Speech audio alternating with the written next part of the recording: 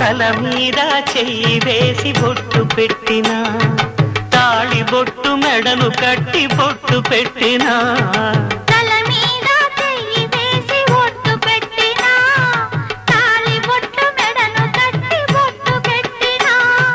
సన్ని కళ్ళు తొక్కినా సప్తపదులు మెట్టినా సన్ని కళ్ళు తొక్కినా సప్తపదులు మెట్టినా మనసు మనసు కలపడమే